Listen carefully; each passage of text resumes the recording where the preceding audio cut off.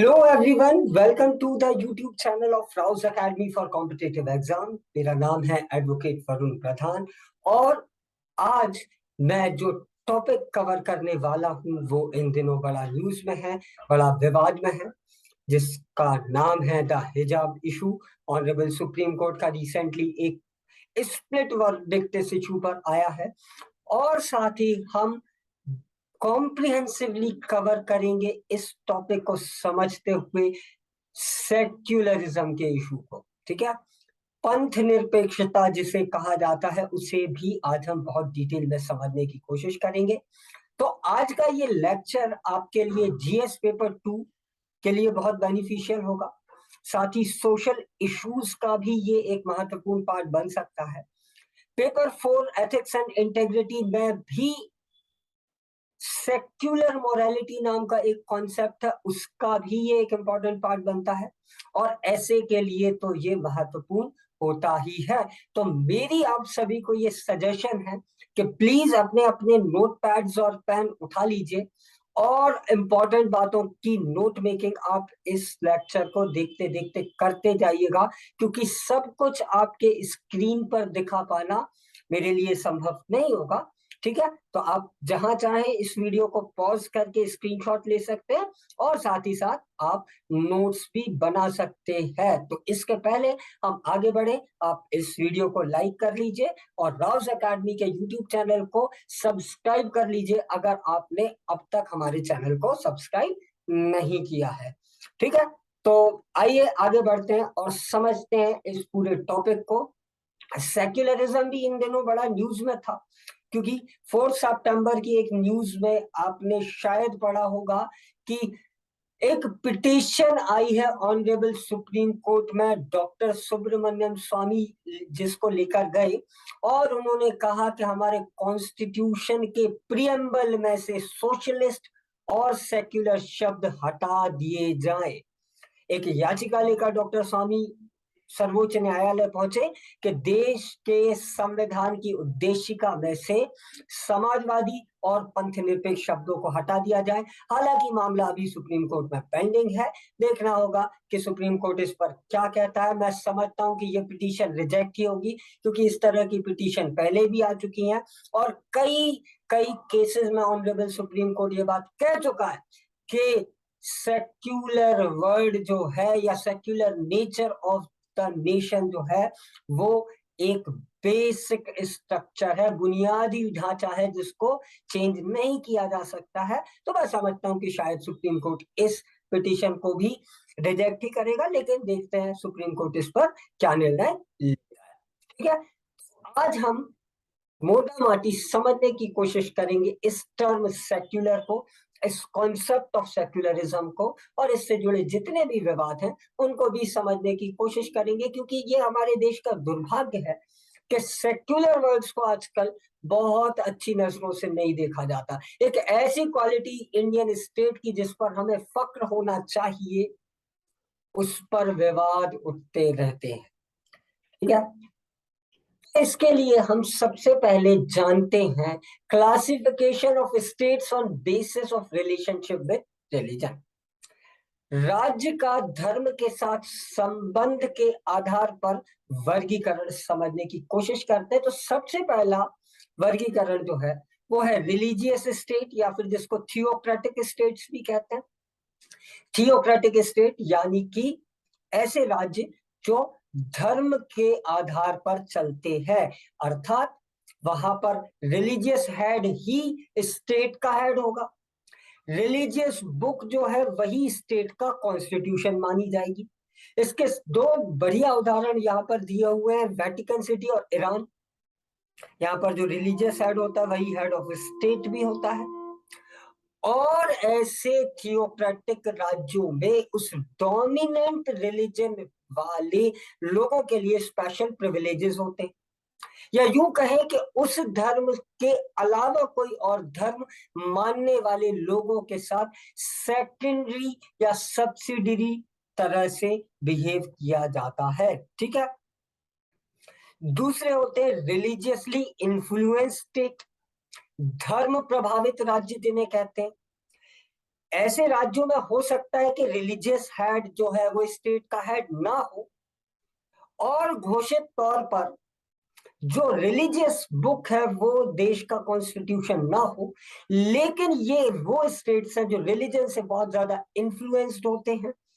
इनमें एक particular religion को बहुत ज्यादा प्रिविलेजेस दिए जाते हैं और दूसरे नागरिकों के साथ दोयम व्यवहार किया जाता है। इनको कहते हैं रिलीजियसली इन्फ्लुएंस स्टेट। एग्जाम्पल हमारे 3 पड़ोसी मुल्कों का आप एग्जाम्पल याद रख सकते हैं, पाकिस्तान, बांग्लादेश और श्रीलंका। ये तीनों देश रिलीजियसली इन्फ्लुएंस स्टेट हैं। डेनमार्क का भी एग्जाम्पल है। तिब्बत भी इसका एक एग्जाम्पल हो सकता था, लेकिन तिब्बत को बहुत सारे लोग स्टेट नहीं मानते क्योंकि अब तिब्बत चाइना का पार्ट मान लिया गया है, इसलिए मैं तिब्बत का नाम यहाँ पर नहीं लेना चाह रहा हूं।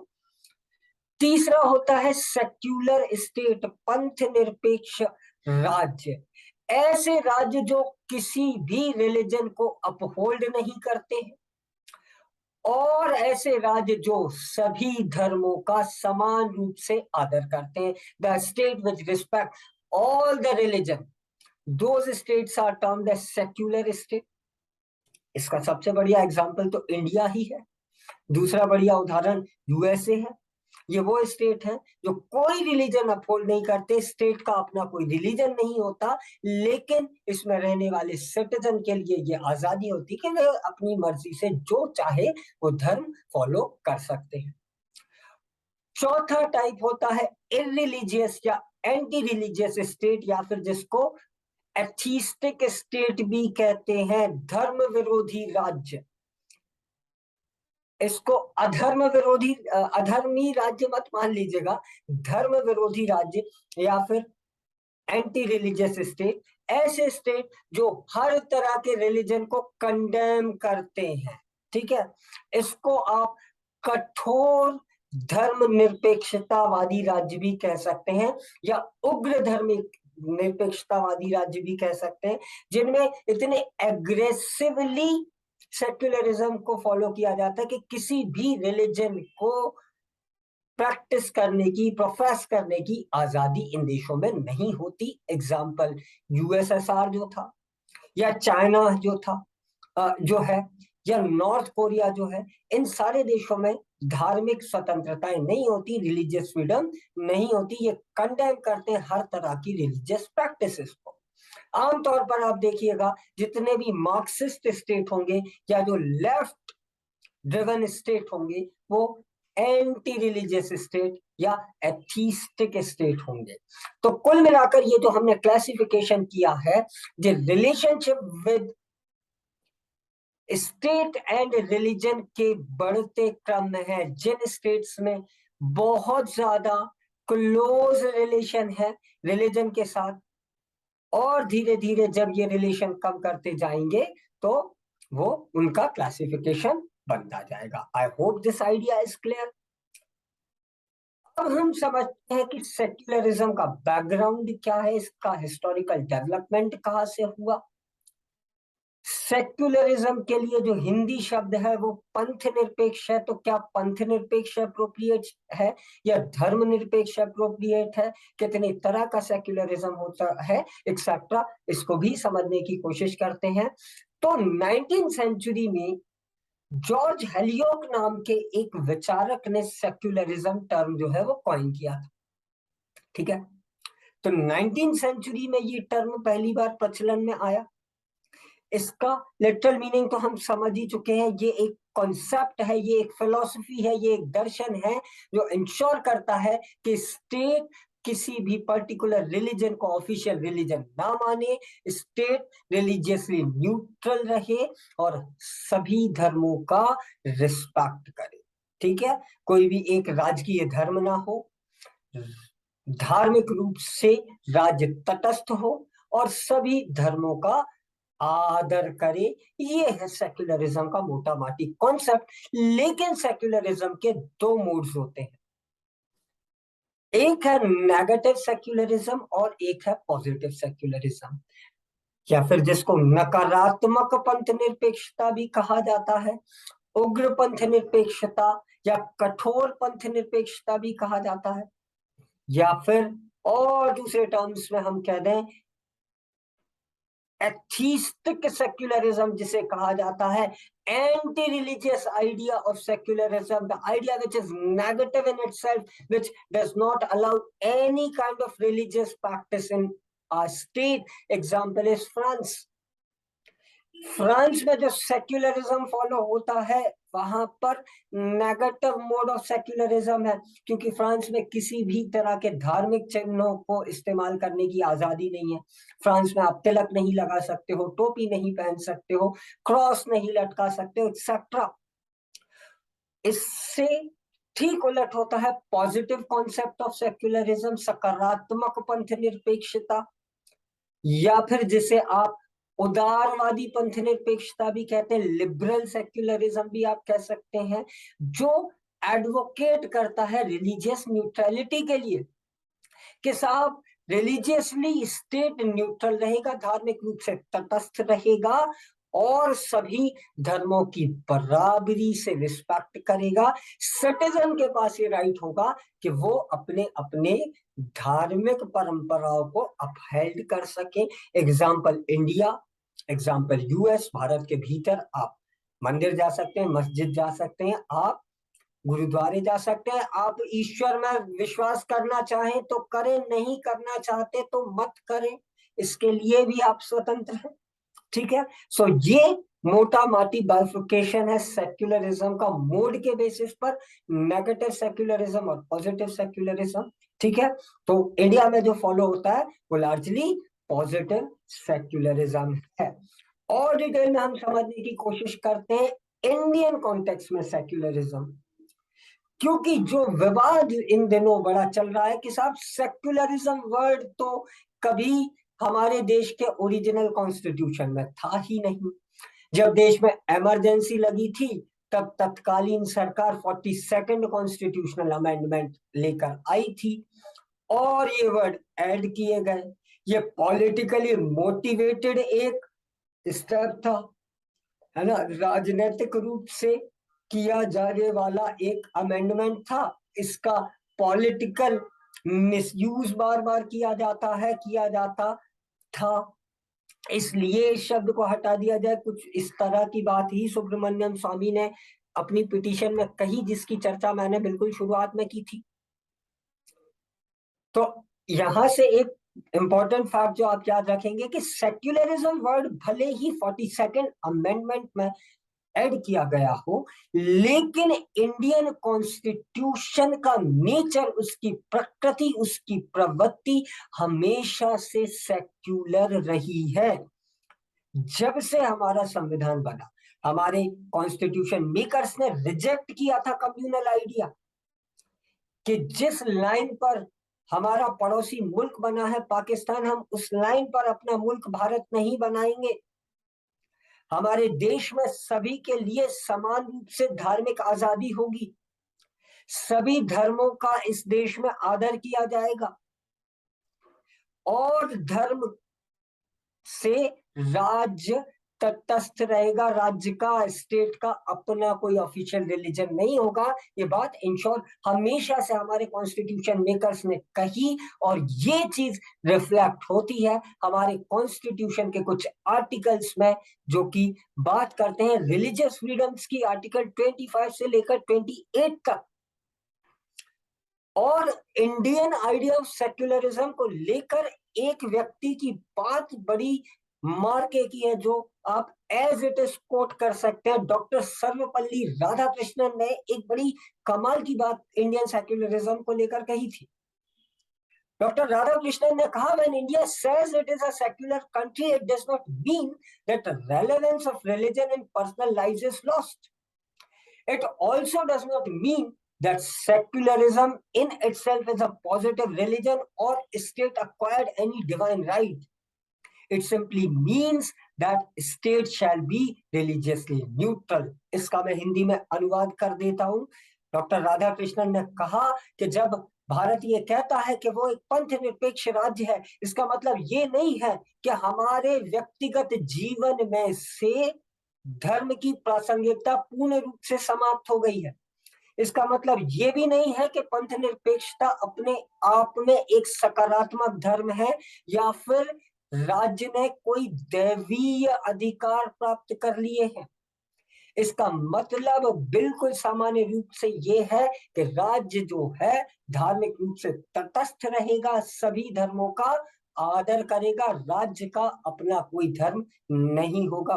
बड़ी खूबसूरत बात डॉक्टर राधाकृष्णन ने कही थी। इसको और आप ऐसे समझ सकते हैं कि इंडिया में वेस्टर्न मॉडल ऑफ सेक्युलरिज्म से थोड़ा सा डिफरेंस है।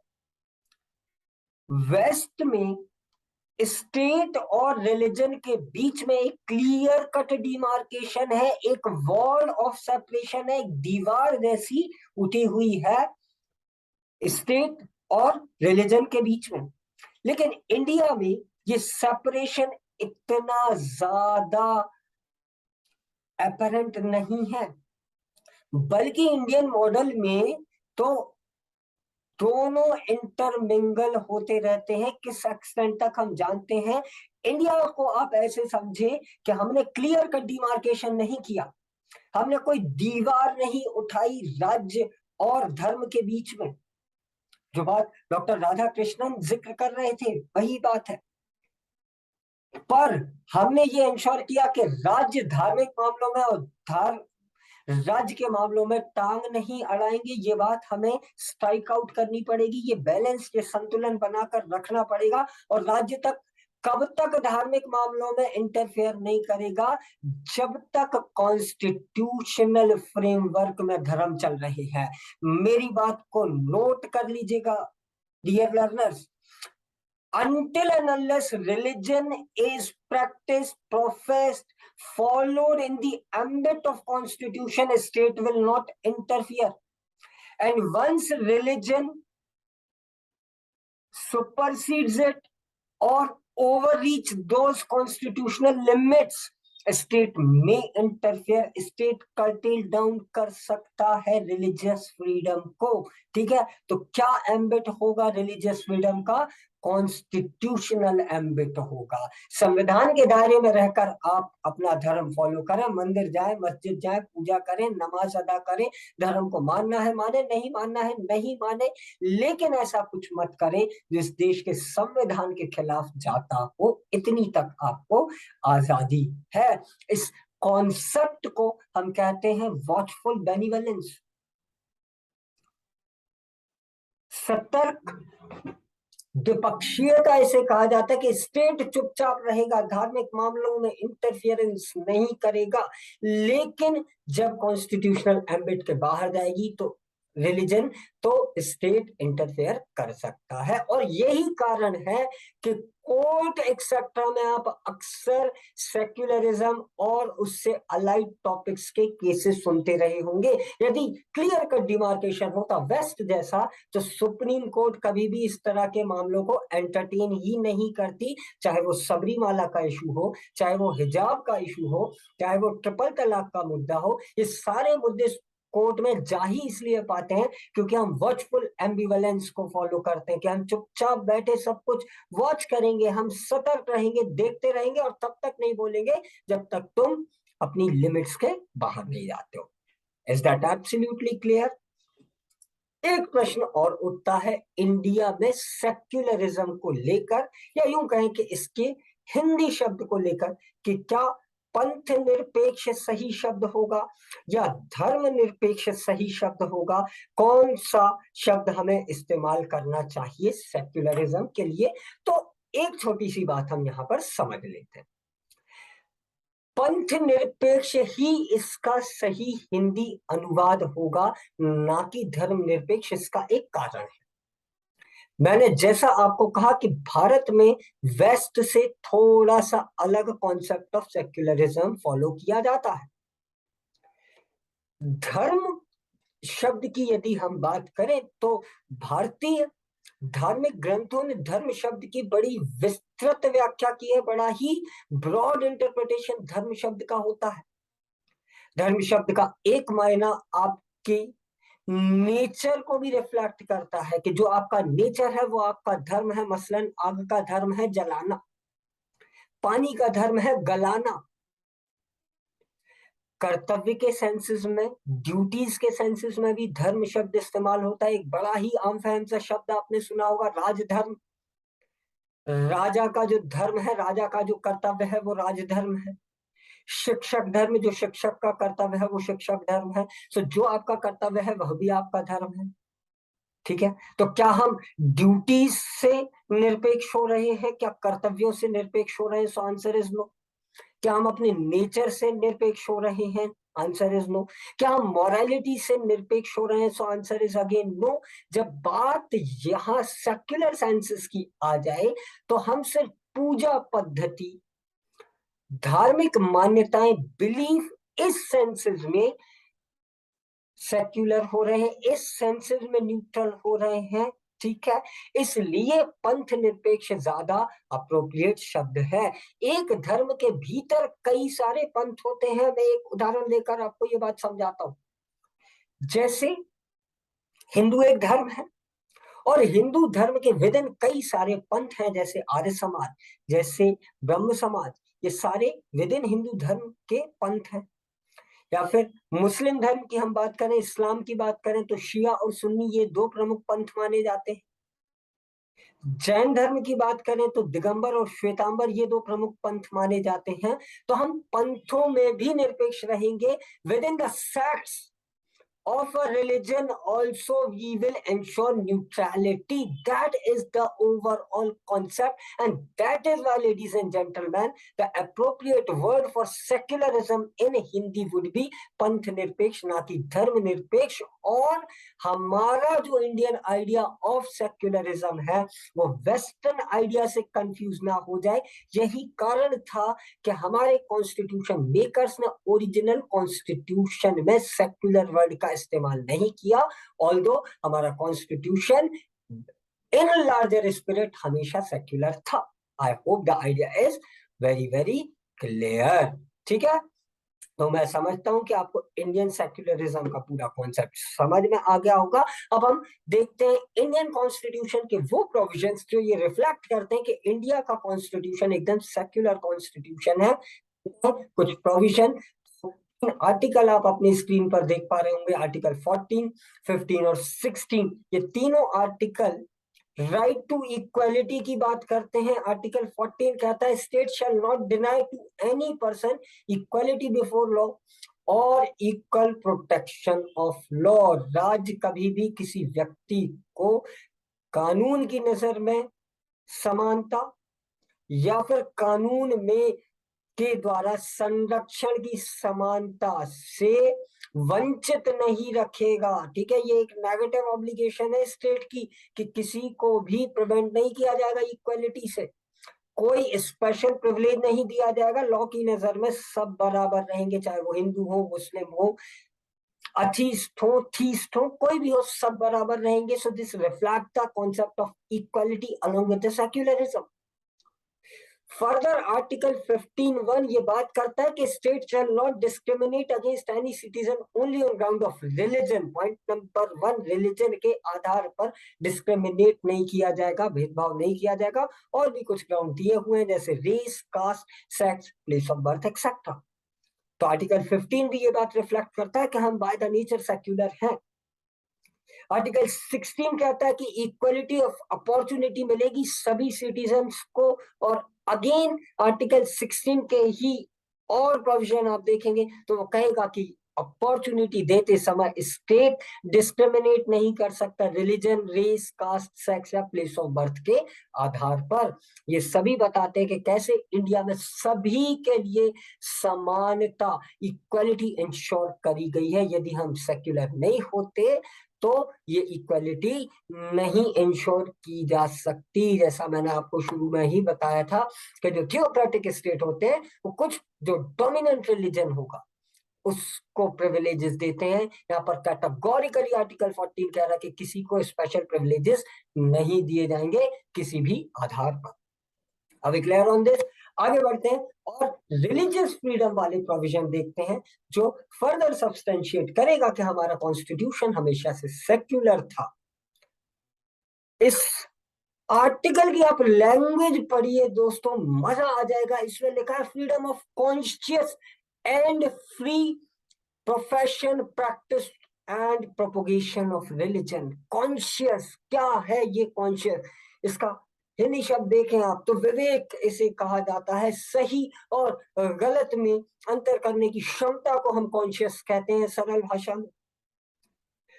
तो आपका कॉन्शियस है कि आप ईश्वर को मानते हैं या ईश्वर को नहीं मानते हैं, ये आपका कॉन्शियस है। इस कॉन्शियस टर्म का मीनिंग हमारे कॉन्स्टिट्यूशन मेकर ने प्रीएम्बल में दिया। प्रीएम्बल की लैंग्वेज याद कर लें, liberty of thought, expression, belief, faith and worship. ये 5 एट्रीब्यूट्स होते हैं कॉन्शियस के। कि आपके पास आजादी है कि आप किस में अपना फेथ रख रहे हैं, आपके पास आजादी है कि आपका बिलीफ कहां पर है। आप चाहे तो भगवान को माने, चाहे तो ना माने, आप अल्लाह को माने, आप गॉड को माने, आप इस तरह की किसी भी पारलौकिक किसी भी डिवाइन पावर को ही ना माने, ये सब आजादी है आपके लिए। और यदि आप एक पर्टिकुलर रिलीजन को फॉलो करते हैं तो उसकी जो प्रैक्टिसेस है, उसके जो प्रोपोगेशन है, उसको भी आप कर सकते हैं। ये बात आर्टिकल 25 आपको ये आजादी देता है। ठीक है।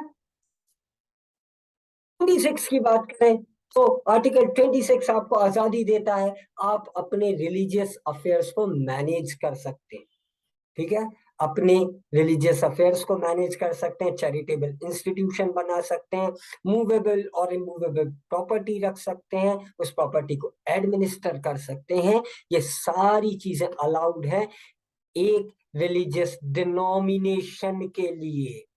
आर्टिकल 26 डिनोमिनेशन की बात कर रहे हैं। एक बारीक सा अंतर आर्टिकल 25 और 26 में है, वो ये है कि आर्टिकल 25 जो है वो इंडिविजुअल की राइट है।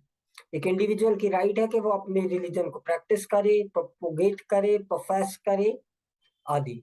आर्टिकल 26 जो है वो कम्युनिटी की राइट है, एक डिनोमिनेशन की राइट है। शब्द को हम फटाफट से समझ लेते हैं, आपको 2 मिनट में समझ में आ जाएगा। डिनोमिनेशन की कुछ रिक्वायरमेंट्स होती हैं, कुछ आवश्यक होते हैं, कुछ इसेंशियल्स होते हैं। जानते हैं क्या एक डिनोमिनेशन किसे कहें? तो एक पर्टिकुलर रिलीजन के फॉलोअर यदि एक पर्टिकुलर टाइप की प्रैक्टिस को फॉलो करते हैं और वो प्रैक्टिस यूनिक है, डिस्टिंक्ट है, उन्हीं के रिलीजन के दूसरे फॉलोअर उस प्रैक्टिस को फॉलो नहीं करते हैं, उसे कहा जाता है रिलीजियस डिनोमिनेशन। तो ये रिलीजियस डिनोमिनेशंस को मिलने वाली फ्रीडम है, ना कि इंडिविजुअल्स को मिलने वाली फ्रीडम है। ये एक बड़ा अंतर 25 और 26 में है। ठीक है, और एक छोटा सा अंतर ये है कि आर्टिकल 26 जो रेस्ट्रिक्शंस है वो 3 है: public order, morality and health. I repeat, public order, morality and health are the 3 exceptions to Article 25. जबकि आर्टिकल 26 की बात करें, इसके 4 एक्सेप्शन हैं या 4 रेस्ट्रिक्शन हैं। 3 तो वे सेम है जो आर्टिकल 26 में हमने पढ़े, पब्लिक ऑर्डर, मॉरलिटी और हेल्थ। एक चौथा रेस्ट्रिक्शन भी है, चौथा रेस्ट्रिक्शन है फंडामेंटल राइट्स। आप अपने रिलीजन को फॉलो करिए, प्रैक्टिस करिए, सारी मान्यताओं को प्रोफेस कीजिए, लेकिन इसका एक एक्सेप्शन है। मैंने बिल्कुल शुरुआत में कहा था कि आपके पास आजादी है, लेकिन कॉन्स्टिट्यूशन के एम्बिट में रहकर। तो आप अपनी आजादी का इस्तेमाल उस तरह से कीजिए कि किसी दूसरे के फंडामेंटल राइट को आप वायलेट ना करें। ठीक है, दूसरे के फंडामेंटल राइट्स को आप वायलेट ना करें, उतनी आपको आजादी है, उतने तक आप इसको फॉलो कर सकते हैं। ये बड़ा अंतर है 25 और 26 में। I hope the idea is clear. 27 की बात करें तो आर्टिकल 27 टैक्सेशन एक्सेट्रा से आजादी देता है कि यदि रिलीजियस प्रमोशन किया जा रहा है तो उस पर कोई टैक्स नहीं लगाया जाएगा। ये इतना ज्यादा रिमार्केबल आर्टिकल नहीं है, इसलिए मैं बहुत डिटेल में इसको नहीं एक्सप्लेन करूंगा। और आर्टिकल 28 की बात करें, ये कहता है कि किसी भी एजुकेशनल इंस्टीट्यूशन में, जो सरकारी एजुकेशनल इंस्टीट्यूशन होंगे या गवर्नमेंट के फंड पे चल रहे होंगे, उसमें किसी भी टाइप की शिक्षा नहीं दी जाएगी। कौन सी शिक्षा? धार्मिक शिक्षा। ठीक है, धार्मिक शिक्षा मत दीजिए। ठीक है, ये इस तरह की बात आर्टिकल 28 कर रहा है। ठीक है, तो अगेन इतना ज्यादा डिटेल में इसको समझने की आवश्यकता फिलहाल में नहीं है। ये कुछ आर्टिकल थे जो इंडिया के सेक्युलर नेचर को रिफ्लेक्ट करते हैं। तो मैं समझता हूं कि द कॉन्सेप्ट ऑफ सेक्युलरिज्म आपको समझ में आ गया होगा। आप मोटा माटी एक बात यहां पर ध्यान रखें कि Indian secularism says 4-5 important thing. Number 1, India का अपना कोई ऑफिशियल रिलीजन नहीं है। नंबर 2, इंडिया में रहने वाले सभी सिटीजन्स के रिलीजन को स्टेट इक्वली रिस्पेक्ट करेगा। नंबर 3, इंडियन सिटीजन्स के पास राइट होंगे अपने रिलीजियस प्रैक्टिसेस की, अपने रिलीजन को फॉलो करने की, प्रमोट करने की, etcetera, but it should be with in the ambit of constitution of India. ये मोटा माटी इतने पूरे डिस्कशन का जिस्ट है। और अब आप इस जिस्ट को ध्यान में रखिएगा और आगे बढ़ते हैं आज के मुद्दे पर, द हिजाब इशू। ठीक है, हिजाब इशू 14 को ये वर्डिक्ट आया था। 2 जजेस की बेंच ने हिजाब वाले मामले पर एक स्प्लिट वर्डिक्ट दिया था। ठीक है, दोनों जजेस की ओपिनियन डाइसेंटिक थी इसको लेकर। जस्टिस हेमंत गुप्ता और जस्टिस सुधांशु धूलिया की ओपिनियंस डिफर कर रही थी इस मैटर को लेकर। क्या मामला था ब्रीफली मैं आपको बता देता हूं। कर्नाटका के उडुपी शहर का ये मामला है। वहां पर एक एक्ट है, कर्नाटका एजुकेशनल एक्ट। उस एक्ट के तहत कॉलेज प्रबंधन कमेटी को, कॉलेज कमेटी को ये पावर डेलीगेट किए गए कि वो अपने एजुकेशनल इंस्टीट्यूशंस के रिगार्डिंग लॉज बना सकता है। उस कमेटी ने एक लॉ बनाया जिस लॉ के अंतर्गत कॉलेज में किसी भी तरह के रिलीजियस सिंबल्स को पहनना अलाउ नहीं था, परमिट नहीं था। ऐसा कोई भी सिंबल जो रिफ्लेक्ट करता आपकी आइडेंटिटी, ये अलाउ नहीं था। इसके अगेंस्ट कुछ बच्चियां ऑनरेबल सुप्रीम कोर्ट गई ये कहते हुए कि उनका राइट टू वियर हिजाब कर्टेल डाउन किया जा रहा है, ये रिलीजियस फ्रीडम को कर्टेल डाउन किया जा रहा है कॉलेज एडमिनिस्ट्रेशन द्वारा। कर्नाटका हाई कोर्ट ने उन बच्चियों का तर्क नहीं माना और कॉलेज के डिसीजन को अपहेल्ड किया। मामला सुप्रीम कोर्ट पहुंचा और जो आर्टिकल इन्वोक करे गए पिटिशनर्स की साइड से वो थे आर्टिकल 19 जो freedom of speech and expression की बात करता है, और आर्टिकल 25 जो राइट टू रिलीजियस फ्रीडम की बात करता है। ये आर्टिकल्स इन्वोक करे गए, इनका सहारा लेकर वो पिटिशनर वहां पर पहुंचे और कई तरह के महत्वपूर्ण मामले इसमें आए। हम बारी बारी समझने की कोशिश करेंगे कि क्या क्या आर्गुमेंट हुए, क्या क्या चीजें इसमें आई। मैं पहले क्विकली आपको ब्रीफली बता देता हूं कि क्या डाइसेंटिंग ओपिनियन दोनों जजेस ने दिया। तो जस्टिस हेमंत गुप्ता ने कहा कि the right to express herself by wearing a hijab stops at school gate. Justice Gupta ने कहा कि आपके पास बेशक आजादी है हिजाब पहनने की, ये आपका freedom of speech and expression हो सकता है, लेकिन ये फ्रीडम स्कूल के गेट के बाहर खत्म हो जाती है। स्कूल में एक ड्रेस कोड होता है, उस ड्रेस कोड को स्ट्रिक्टली फॉलो किया जाना चाहिए।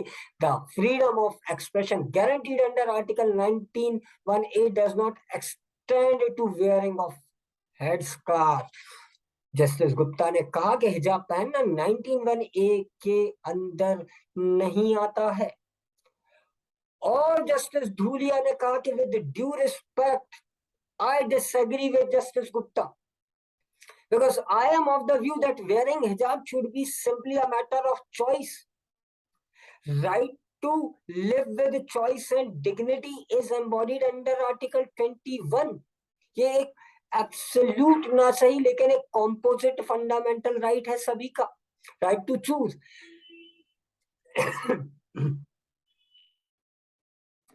और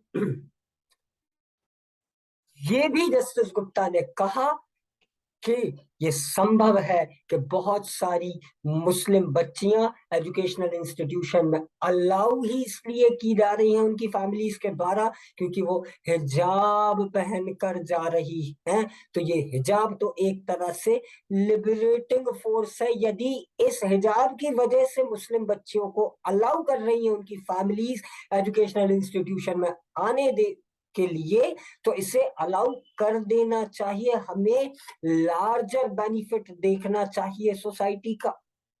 ठीक है, ये बात बड़ी कमाल की बात जस्टिस सुधांशु धूलिया ने कही, और मैं कहता हूं कि ये जो पर्टिकुलर जजमेंट है, भले ही इसमें दोनों जजेस की ओपिनियन डाइसेंटिंग, लेकिन ये इंडियन कॉन्स्टिट्यूशन के इतिहास में सुनहरे अक्षरों में लिखा जाएगा, क्योंकि इतने आर्टिकुलेट और एग्जॉस्टिवली अपनी ओपिनियंस दोनों जजेस ने दी है कि कमाल कर दिया है। Undoubtedly these people are well equipped in dealing with such issues. So let us quickly see what were the issues raised in the court and how they were answered in the court. सबसे पहला सवाल ये आया कि क्या इस matter को हम एक बड़ी बेंच के पास भेज दें। कुछ इसी तरह का मामला सबरीमाला से रिलेटेड था, जिसको एक बड़ी बेंच डील कर रही है, क्या उसी के साथ इस मैटर को क्लब अप कर दिया जाए। और कोर्ट ने कहा नहीं, ये कोई कॉन्स्टिट्यूशनल क्वेश्चन नहीं है, ये एक संवैधानिक सवाल नहीं है, ये एक छोटा सा मुद्दा है। क्या मुद्दा है इसको हम आगे समझेंगे, लेकिन कोर्ट ने कहा नहीं, इसकी कोई आवश्यकता नहीं है। हालांकि अब क्योंकि डिफरेंट ओपिनियन आ गए हैं, इसलिए ये मामला जाहिरी तौर पर एक बड़ी बेंच के पास भेजा जाएगा। इस मामले में क्या होगा ये तो honourable chief justice of India decide करेंगे। जस्टिस चंद्रचूड़ अब 50वें मुख्य न्यायाधीश बन चुके हैं सुप्रीम कोर्ट के, वे ही डिसाइड करेंगे कि इस मामले को कहां भेजा जाए। ये एक अलग बात है, बट फिर इस मामले में शुरू में सुप्रीम कोर्ट ने ये कहा कि नहीं, इसको कॉन्स्टिट्यूशनल बेंच के पास भेजना आवश्यक नहीं है। फिर एक सवाल रेस किया गया कि फ्रीडम ऑफ रिलीजन की एम्बिट कितनी हो, क्या दायरा होता है फ्रीडम ऑफ रिलीजन का।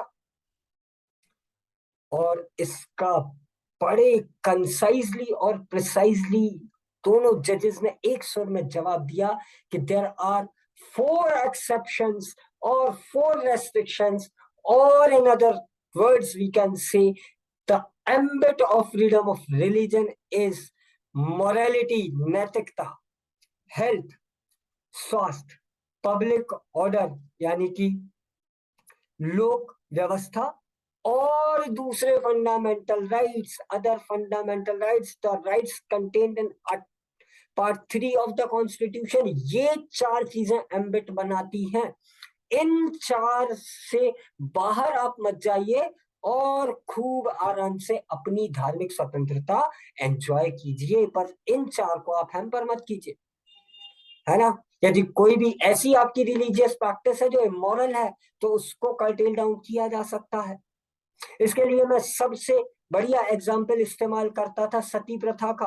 वो एक रिलीजियस प्रैक्टिस थी, बहुत प्रिडोमिनेंटली फॉलो की जाती थी, लेकिन इमोरल थी, इनह्यूमन थी, और उसको कर्टेल डाउन कर दिया गया। तो ऐसी कोई भी धार्मिक मान्यता या परंपरा है जो इमोरल है, अनैतिक है, तो उसको हटाया जा सकता है।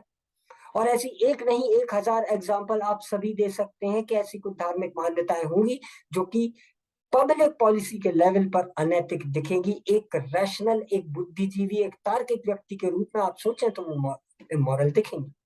हालांकि मॉरलिटी भी अपने आप में एक बड़ा एब्स्ट्रैक्ट टर्म है, इस पर भी काफी विवाद हो सकता है, क्या मॉरल हो क्या इमोरल हो। पर यहाँ पर जब हम बात मॉरलिटी की करते हैं तो that morality should be constitutional morality. संवैधानिक नैतिकता को हमें आधार में रखना पड़ेगा, वो नैतिकता जिसकी इजाजत हमारा संविधान देता है। ऐसी कोई भी प्रैक्टिस जो हेल्थ को हैम्पर करेगी वो नहीं अलाउ की जाएगी। इसका भी एक क्लासिक एग्जांपल आप देख सकते हैं। कोविड के दौरान कई सारी धार्मिक मान्यताओं पर कुछ रेस्ट्रिक्शंस लगाए गए थे। मंदिरों में बहुत लिमिटेड लोगों की एंट्री, या मस्जिदों में या और भी जो पूजा के स्थल हैं, धार्मिक स्थल हैं, उन पर लिमिटेड एंट्री एक्सेट्रा जैसे कुछ रेस्ट्रिक्शन लगा दिए गए थे। ये सब क्यों लगाए गए थे? हेल्थ को ग्राउंड में रख के। ठीक है, तो ये होगा एम्बिट फ्रीडम ऑफ रिलीजन का। ये बात ऑनरेबल सुप्रीम कोर्ट के दो बड़े जहीन जजेस ने कही।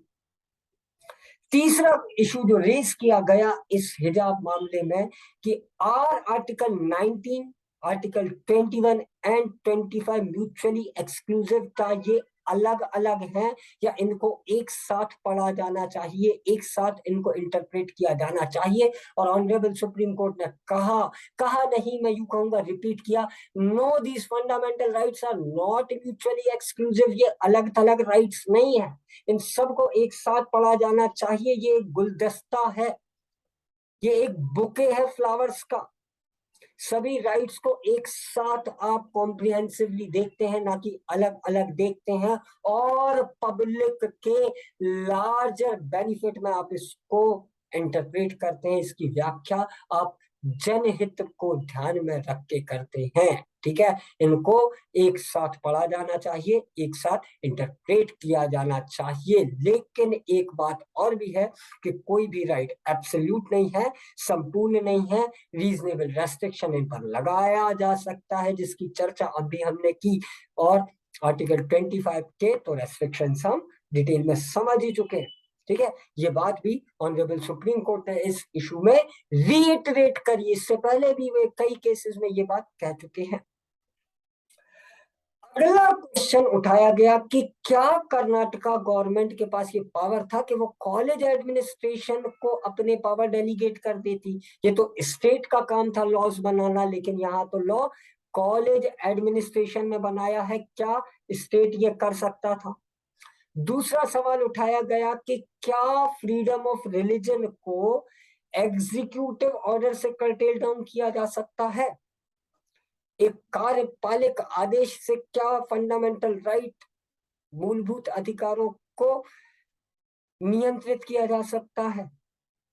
तीसरा सवाल उठाया गया कि क्या सरकार ड्रेस कोड को रेगुलेट कर सकती है? और चौथा क्वेश्चन उठा, does this governmental order uphold legitimate state interest? क्या यह सरकारी आदेश जायज राजकीय हितों को पोषित करता है या फिर उनके विरुद्ध जाता है? ऑनरेबल कोर्ट ने यह माना कि हाँ, डेलीगेशन अलाउड है। ठीक है, शक्ति का प्रत्यायोजन किया जा सकता है, लेकिन ओवर रीच नहीं होनी चाहिए। ठीक है, अधिक पावर ना एक्सरसाइज कर दे। कर्नाटका गवर्नमेंट बेशक से अपने पावर डेलीगेट कर सकता है स्टेट एडमिनिस्ट्रेशन को, लेकिन स्टेट एडमिनिस्ट्रेशन अपने पावर्स को ओवर रीच ना करे, एक्स्ट्रा पावर ना एक्सरसाइज कर ले। ये भी कहा ऑनरेबल कोर्ट ने कि ये ऑर्डर जो है ये सर्व करता है इंटरेस्ट ऑफ स्टेट। क्या इंटरेस्ट ऑफ स्टेट को ये सर्व करता है? ऑनरेबल कोर्ट ने कहा अपहोल्डिंग डिसिप्लिन। एक जजमेंट यहां पर कोट किया गया, सेंट जेवियर्स का जजमेंट, जो एक 9 जजेस बेंच ने दिया था कि स्कूल टेंपल ऑफ नॉलेज है, इसलिए वहां पर डिसिप्लिन होना चाहिए। ये बात ऑनरेबल कोर्ट ने रीइटरेट करी हिजाब वाले केस में। सेंट जेवियर का वर्डिक्ट, इस वर्डिक्ट को भी आप याद रख सकते हैं, अपने आंसर राइटिंग में आप इसको भी उद्धृत कर सकते हैं। और कोर्ट ने यह भी कहा कि इस तरह के मामलों में बोलने से कोर्ट को बचना चाहिए तब तक जब तक एक मैनिफेस्टेड आर्बिट्रेरीनेस ना हो या मैनिफेस्टेड इनजस्टिस ना हो, एकदम प्रत्यक्षदर्शी रूप से अन्याय हो रहा हो, तब ही कोर्ट को ऐसे मामलों में बोलना चाहिए, अन्यथा ऐसे मामलों से दूर रहना चाहिए। वही बात जो मैंने इनिशियली कही थी, वॉचफुल एम्बिवेलेंस, सतर्क द्विपक्षीयता। कोर्ट चुपचाप बैठकर देखेगा बस, ठीक है, देखेगा, लेकिन जब मामला एकदम अन्यायपूर्ण होने लग जाएगा तब कोर्ट की एंट्री होगी, अन्यथा ऐसे मामलों पर कोर्ट नहीं बोलेगा। ये बात भी कोर्ट ने कही। ठीक है, अब आते हैं सबसे इंपॉर्टेंट इशू पर, जिस पर ये पूरा का पूरा जजमेंट लार्जली बेस्ड था और जिसकी वजह से मैं इस वीडियो को बना रहा हूं, जो कि कोर इशू है इस पूरे मामले का। और इसके बहाने हम एक कॉन्सेप्ट को भी समझने की कोशिश करेंगे। एक प्रश्न उठाया गया अदालत में What exactly do we mean by essential religious practice? What is the scope of those religious practices? Is hijab an essential religious practice? आवश्यक धार्मिक प्रैक्टिसेस या परंपराएं क्या है? इनकी परिधि कितनी होगी? और क्या हिजाब एक आवश्यक धार्मिक परंपरा है? ये एक सवाल उठाया गया। आइए इस सवाल को समझते हैं। इसको लेकर भी अगेन मैं कहूंगा जस्टिस गुप्ता और जस्टिस धूलिया ने अलग अलग ओपिनियन दिए। जस्टिस हेमंत गुप्ता ने कहा कि हिजाब की प्रैक्टिस एक रिलीजियस प्रैक्टिस तो हो सकती है, एसेंशियल रिलीजियस प्रैक्टिस नहीं है, आवश्यक रिलीजियस प्रैक्टिस नहीं है, आवश्यक धार्मिक प्रैक्टिस नहीं है। मतलब एक ऐसी प्रैक्टिस जिसके बिना वो धार्मिक स्वतंत्रता झूठी हो जाए या कर्टेल डाउन हो जाए, ऐसी प्रैक्टिसेस को आप एसेंशियल रिलीजियस प्रैक्टिस मानेंगे? या ऐसी परंपराएं जिनके बिना उस धर्म की कल्पना करना ही मुश्किल ना हो? एसेंशियल मतलब आवश्यक, नेसेसिटी। ऐसी परंपराएं जिसके बिना उस धर्म की जो मूल भावनाएं हैं वो ना कवर हो। इसको एक उदाहरण से समझते हैं। जैसे इस्लाम में एक एसेंशियल रिलीजियस प्रैक्टिस है नमाज पढ़ना। बिना नमाज के आप इस्लाम की कल्पना भी नहीं कर सकते। ये एक एसेंशियल रिलीजियस प्रैक्टिस है। और रिलीजियस प्रैक्टिस है मस्जिद में जाकर नमाज पढ़ना। ये बिल्कुल आवश्यक नहीं है कि हमारे मुस्लिम भाई मस्जिद में जाकर ही नमाज अदा करें। वे जहां पर भी हो नमाज के वक्त वे वहां पर नमाज पढ़ सकते हैं। नमाज एक आवश्यक प्रैक्टिस है, मस्जिद में नमाज सिर्फ एक प्रैक्टिस है। ये अंतर है एसेंशियल रिलीजियस प्रैक्टिस में और रिलीजियस प्रैक्टिस में। या फिर एक और एग्जांपल से समझे कि दिवाली पर दिए जलाना ये शायद एक रिलीजियस प्रैक्टिस ही नहीं, एसेंशियल रिलीजियस प्रैक्टिस। पर दिवाली पर पटाखे छोड़ना एक एसेंशियल रिलीजियस प्रैक्टिस नहीं है, एक आवश्यक धार्मिक परंपरा नहीं है। ये फिल्टर हमें लगाना पड़ेगा, ये अंतर हमें समझना पड़ेगा। और जस्टिस हेमंत गुप्ता ने कहा कि हिजाब की प्रैक्टिस रिलीजियस प्रैक्टिस तो हो सकती है, एसेंशियल रिलीजियस प्रैक्टिस नहीं है। ये शायद सिर्फ एक सोशल कंडक्ट हो सकता है इस्लामिक फेथ वाली महिलाओं के लिए। ये सिर्फ एक डायरेक्टरी प्रैक्टिस है, मैंडेटरी नहीं है। ये एक निर्देशक परंपरा है, आवश्यक परंपरा नहीं है। ये बात जस्टिस हेमंत गुप्ता ने कही इस मामले पर। इस पर जस्टिस सुधांशु धूलिया ने बड़ी कमाल की बात कही जो गोल्डन लेटर्स में लिखी जानी चाहिए कि साहब इस पूरे हिजाब इशू में एसेंशियल प्रैक्टिस का तो क्वेश्चन था ही नहीं। ये विवाद है ही नहीं कि क्या हिजाब एक एसेंशियल रिलीजियस प्रैक्टिस है या नहीं है, क्या इसे अलाउ किया जाना चाहिए या नहीं किया जाना चाहिए। ये तो मुद्दा था ही नहीं। मुद्दा ये था कि क्या स्कूलों में इस तरह के रिलीजियस सिंबल्स को अलाउ किया जाना चाहिए या नहीं किया जाना चाहिए।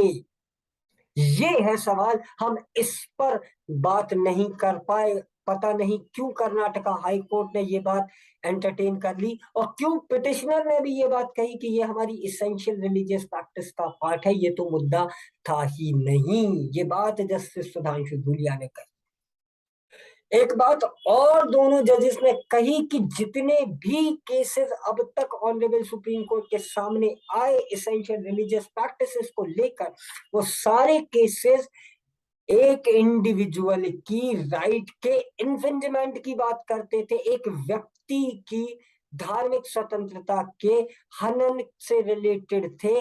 ये केस लोगों की फ्रीडम ऑफ रिलीजन को हैम्पर नहीं करता, बल्कि ये केस है disciplinary action by an educational institution, एक शैक्षणिक संस्थान द्वारा एक अनुशासनात्मक कार्यवाही की गई। ये कार्यवाही कितनी उचित है कितनी अनुचित है, सवाल ये है, ना कि सवाल ये है कि क्या हिजाब एक आवश्यक धार्मिक परंपरा है या नहीं। ये बात सुप्रीम कोर्ट में कही गई। ठीक है, बड़ी कमाल की बात है, इसको प्लीज आप लोग नोट कर लीजिएगा। आगे एक प्रश्न और भी आया कि क्या हिजाब कोर इस्लामिक बिलीफ का पार्ट है, क्या मूल इस्लामिक परंपराओं का ये हिस्सा है? तो इस पर अगेन जस्टिस गुप्ता ने कहा नहीं, ये कोर बिलीफ का पार्ट नहीं है।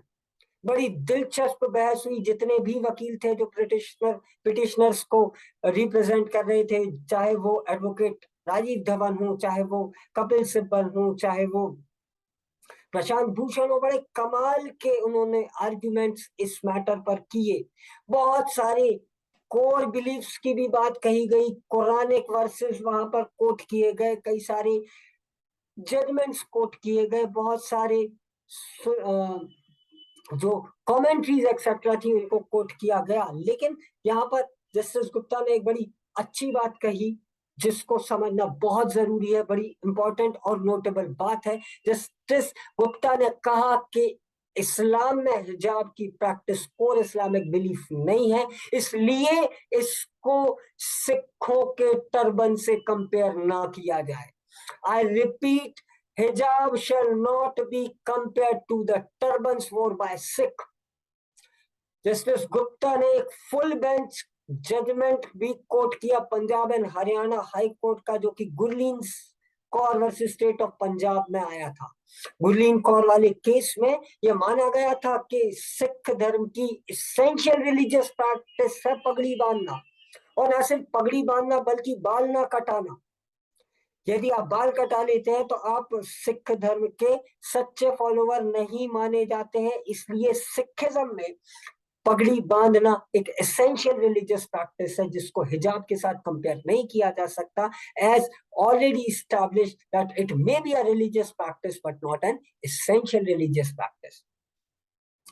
ये बात भी कही गई कि यदि आप कोर इस्लामिक बिलीफ की बात करें तो कुछ एक कोर इस्लामिक बिलीफ है, जैसे सिर्फ एक अल्लाह में मानना, वननेस ऑफ गॉड को मानना, अल्लाह के दूतों पर, अल्लाह के पैगंबरों पर विश्वास रखना, अल्लाह की किताब जिसको होली कुरान कहा जाता है उसमें बिलीफ रखना, कयामत वाले दिन पर बिलीफ रखना, जन्नत और दोजक के कंसेप्ट पर बिलीफ रखना।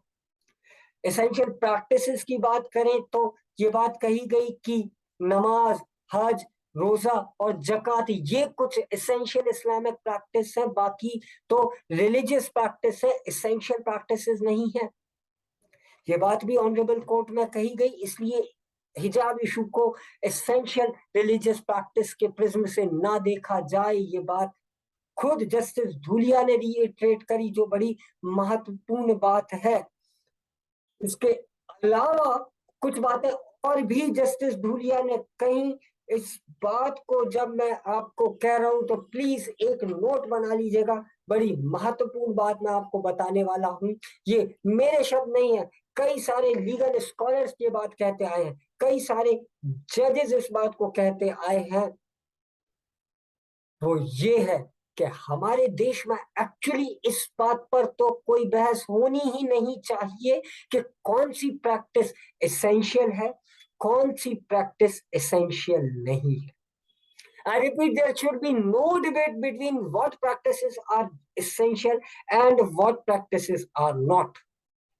क्योंकि ये डिसाइड करना, ये डिटरमाइन करना कि कौन सी प्रैक्टिसेस रिलीजियस है, कौन सी एसेंशियल रिलीजियस प्रैक्टिस है, ये डिसाइड करना कोर्ट का काम नहीं है। Court is not that forum to decide that X practice is essential practice, Y practice is not. ये काम तो क्लर्जी का है, ये काम तो धार्मिक गुरुओं का है, और इसको लेकर अलग अलग राय हो सकती है, मत भिन्नता हो सकती है, अलग अलग व्याख्याएं हो सकती हैं, डिफरेंट इंटरप्रिटेशंस हो सकते हैं। इसलिए कोर्ट को बचना चाहिए ऐसे मामलों पर बोलने के लिए, क्योंकि कोर्ट इक्विप्ड नहीं है, कोर्ट इतनी वेल वर्स्ड इनफ नहीं है, वो सारे धर्मों की सारी बुनियादी बातों को नहीं जानती है। इसलिए कोर्ट नहीं होती है ये फोरम जो डिसाइड करे कि कौन सी मान्यताएं एसेंशियल है कौन सी नहीं। हमें इस डिबेट में पढ़ना ही नहीं चाहिए, हमें तो सिर्फ इतना टेस्ट रखना चाहिए कि प्रैक्टिस चाहे वो एसेंशियल हो या ना हो,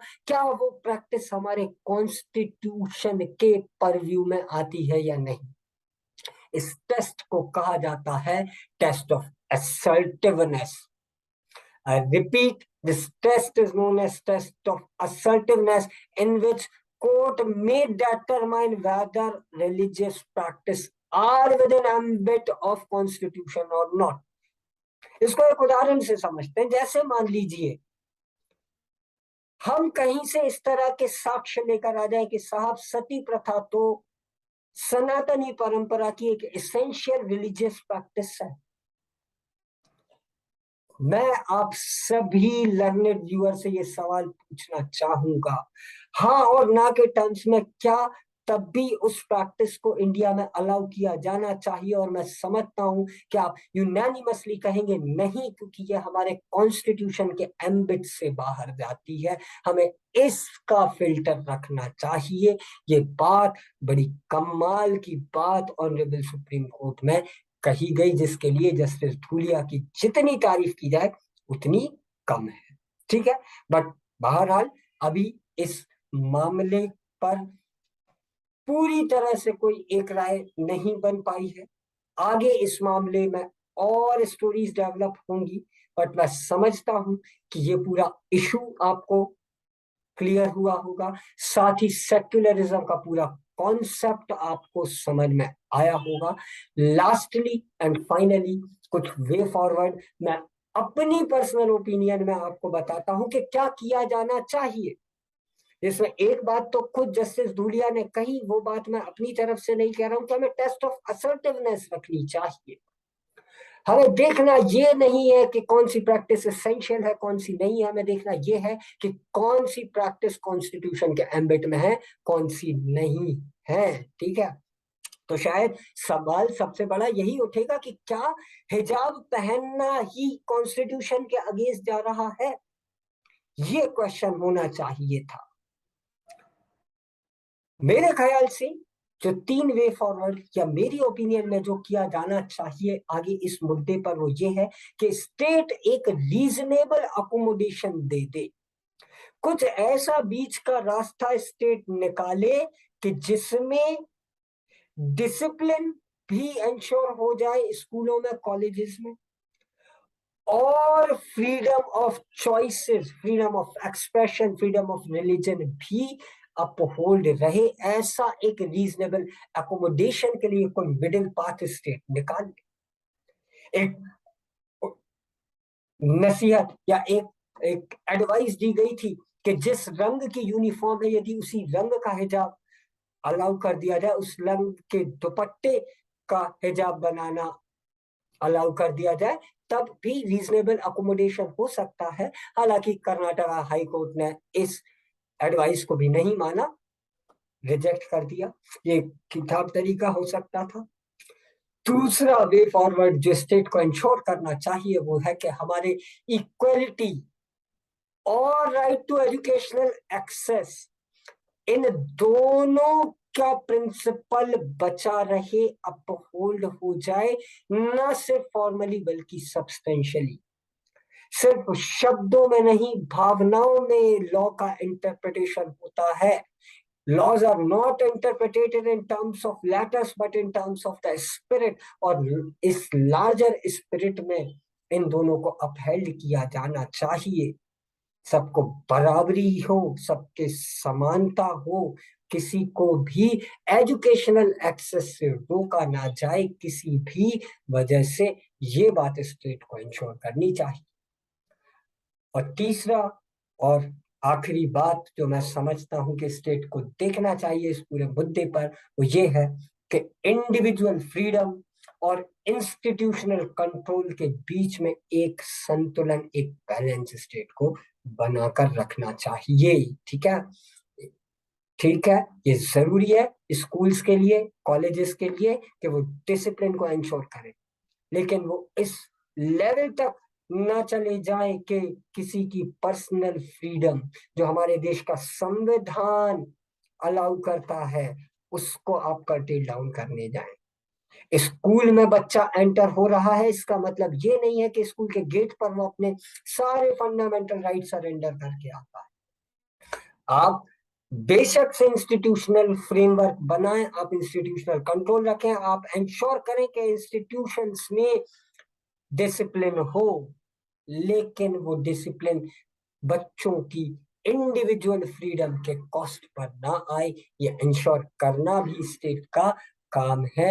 इस लिबरल इंटरप्रिटेशन के साथ कानून बनाए जाएं ताकि लॉ का जो प्राइमरी गोल है, to serve the largest number of people for the largest pleasure, सर्वाधिक लोगों का सर्वाधिक सुख, क्योंकि कहा भी जाता है कि पब्लिक वेलफेयर और public interest is the apex law. जनता का कल्याण ही सबसे बड़ा कानून होता है, उसके ऊपर कोई कानून नहीं है। तो जब भी आप कानून बनाएं, या इंश्योर करें कि लोगों का वेलफेयर हो रहा हो, लोगों की राइट्स कर्टेल डाउन ना हो। ठीक है, सो this is it from my side, ladies and gentlemen. I hope you like this video and learn something substantial today.